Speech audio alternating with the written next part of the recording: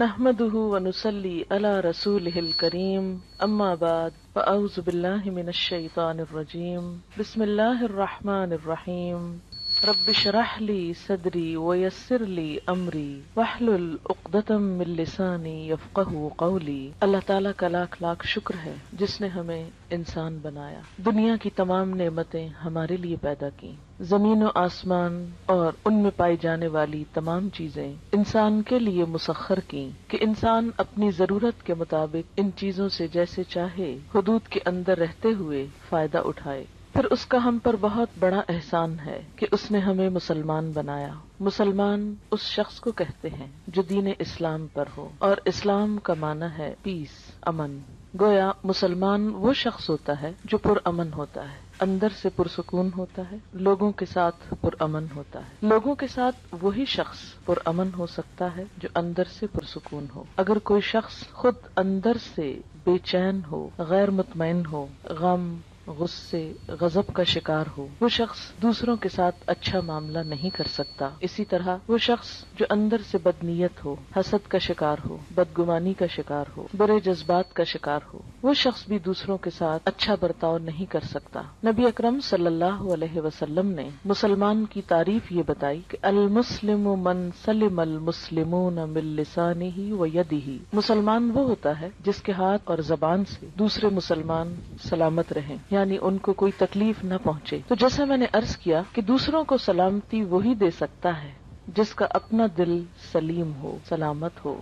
دل کی سلامتی، دل کا اطمینان اور دل کا سکون اللہ کے ذکر میں ہے۔ قرآن پاک میں اللہ تعالیٰ فرماتے ہیں الا بذکر اللہ تطمئن القلوب، خبردار اللہ کے ذکر ہی سے دل اطمینان پاتے ہیں۔ جب دل مطمئن ہو جائیں، پرسکون ہو جائیں، تو ایسے شخص کی گفتگو میں بھی ایک ٹھہراؤ آ جاتا ہے، پرسکون ہو جاتا ہے، پھر وہ دوسروں کے ساتھ معاملہ کرنے میں بھی پرامن رہتا ہے۔ اس کے لیے ضروری ہے کہ ہم سب اللہ کا ذکر کرنے والے ہوں، اللہ کو یاد کرنے والے ہوں، اللہ سے دعا کرنے والے ہوں۔ اسی وجہ سے آج کی اس شام چند دعاؤں کا انتخاب کیا گیا ہے جن کو ہم اگر اپنی زندگی کا حصہ بنا لیں تو لازمی طور پر ہمارا دل پرسکون ہو جائے گا، ہمارے حالات بہتر ہوں گے، اور یہ سب کچھ ہمیں دنیا میں بھی ایک اچھا انسان بننے میں مدد دے گا۔ اور دنیا میں اچھا انسان بننا اس لیے بھی ضروری ہے کہ یہ دنیا پرامن ہو اور اس کے نتیجے میں ہماری آخرت پھر خوشحال ہو۔ ہم سب جنت کی خواہش رکھتے ہیں، ہم سب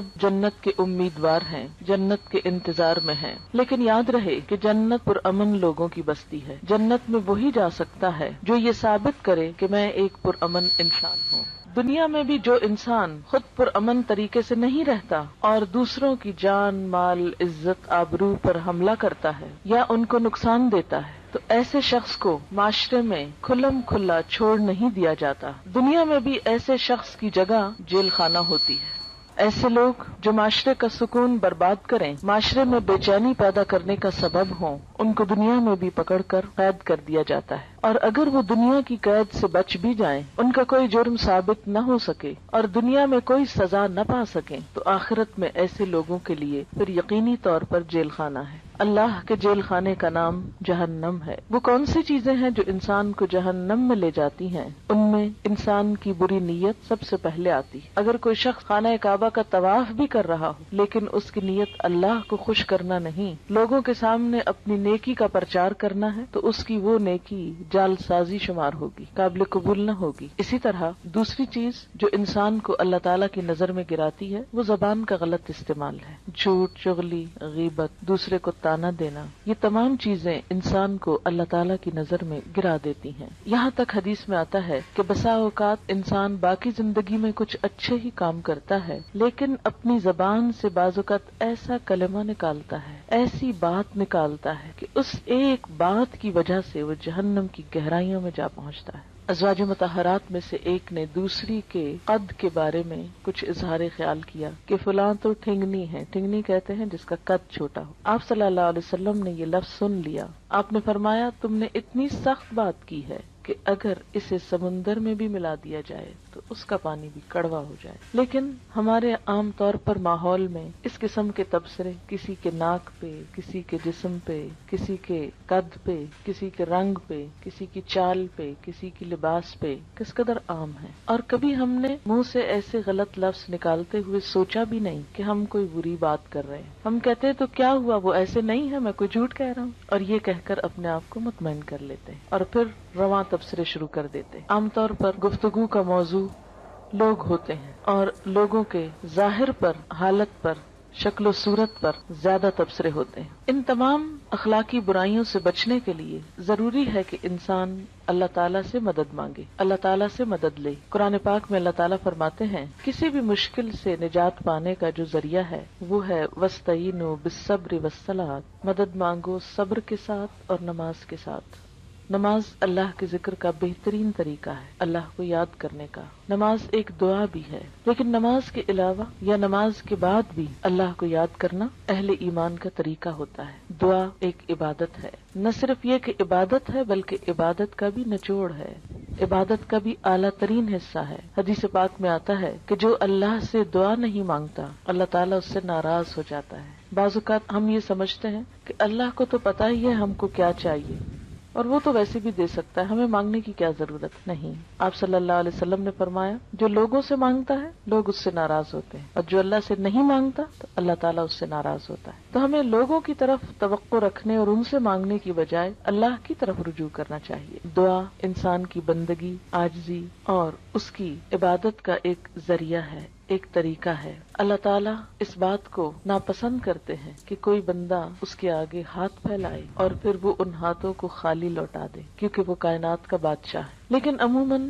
ہم دعا مانگنے میں کچھ ایسی غلطیاں کرتے ہیں کہ جن کی وجہ سے دعا قبول نہیں ہوتی. اس میں سب سے بڑی غلطی یہ ہوتی ہے کہ بسا اوقات ہم دعا تو مانگتے ہیں لیکن غفلت کے ساتھ توجہ نہیں کرتے، ہمیں یہ نہیں پتا ہوتا ہم مانگ کیا رہے ہیں. بعض اوقات کیا کرتے ہیں، کسی مشکل کے لیے وظیفہ تو پڑھتے رہتے ہیں، کوئی مخصوص آیت 1000 دفعہ پڑھ لی، 2000 دفعہ پڑھ لی، لیکن دعا نہیں مانگتے. ہم سمجھتے ہیں کہ صرف یہ آیت پڑھنے سے ہی کام ہو جائے گا. اس طرح ہم اپنے اوپر ایک ناروا بوجھ بھی ڈالتے ہیں اور دعا سے بھی محروم رہتے ہیں. بعض اوقات ایسی دعائیں مانگتے ہیں جو اس موقع کی مناسبت سے نہیں ہوتی. بعض اوقات ہم کچھ چیزیں تو مانگ لیتے ہیں روٹین میں یا رٹے رٹائے جملے بول دیتے ہیں لیکن ان کو محسوس نہیں کرتے. اور بعض چیزیں ہماری ضرورت کی ایسی ہوتی ہیں کہ جن کو مانگنے کا ہمیں سلیقہ ہی نہیں آتا کہ وہ بھی مانگنی چاہیے. اس لیے وہ تمام چیزیں ہم مانگیں جو نبی صلی اللہ علیہ وسلم نے مانگی. وہ کیوں، کس لیے؟ اس لیے کہ آپ ہمارے لیے ایک بہترین نمونہ تھے. آپ کی دعائیں بھی قبول ہوئیں، آپ کے مانگنے کا طریقہ بھی ہم سے زیادہ بہتر تھا، اور آپ نے وہ تمام چیزیں مانگی جو مانگنی چاہیے اور جو ہمیں بھی اپنی زندگی میں مانگنی چاہیے. یہ زندگی ہمیں ایک دفعہ ملی ہے، اس زندگی کو ضائع ہونے سے بچا لینا چاہیے.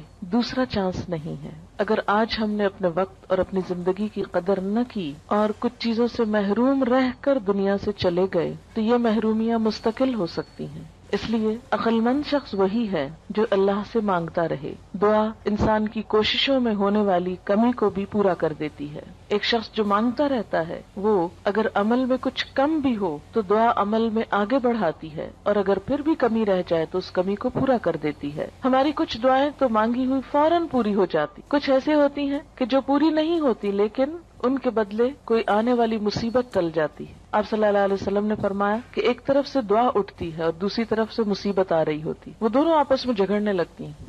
دعا مصیبت کو اوپر لے جاتی ہے کہ واپس جاؤ، اس بندے پہ نہیں آؤ، اور مصیبت اترنا چاہتی. پھر فرمایا جس میں زیادہ زور ہوتا ہے وہ دوسرے کو دبا لیتی. اگر دعا میں طاقت ہے، دعا میں قوت ہے، شوق ہے تو وہ مصیبت کو واپس لے جائے گی. اور اسی طرح اگر دعا پھیکی ہے، ڈھیلی ڈھالی ہے، یا مانگی نہیں یا پوری نہیں تو پھر مصیبت آ جاتی ہے. تو دعا کا ایک فائدہ کیا ہے؟ بسا اوقات وہی چیز مل جاتی جو ہم مانگ رہے ہوتے ہیں. بعض اوقات وہ تو نہیں ملتی، وہ جا رہی ہوتی ہے لیکن راستے میں وہ ایک آنے والی مصیبت کو واپس لے جاتی. مثلا انسان پہ کوئی بیماری آنے والی ہوتی اور انسان کو نہیں خبر کہ اس کے ساتھ یہ ہونے والا ہے. انسان کچھ اور مانگ رہا ہوتا ہے، مال مانگ رہا ہوتا ہے، اولاد مانگ رہا ہوتا ہے، گھر مانگ رہا ہوتا ہے، یا جو ہماری عام روزمرہ زندگی میں مانگنے کی چیزیں. اب اس کو وہ تو نہیں ملتا جو وہ مانگ رہا ہے لیکن وہ مصیبت ٹل جاتی ہے جو آنے والی تھی، کیونکہ اگر وہ آ جاتی تو یہ مانگی ہوئی چیز ملنے کے باوجود وہ اس کی خوشی نہ دیکھ سکتا. مثلا اگر ایک انسان کی موت آ رہی اور وہ زندگی نہیں مانگ رہا، وہ گھر مانگ رہا ہے. اگر اس کی دعا اسی طرح قبول کر لی جائے، اس کو ایک اچھا گھر مل جائے، لیکن گھر ملتے ہی اس کی زندگی باقی نہ رہے، تو اس کو اس گھر کے ملنے کا کیا فائدہ ہوا؟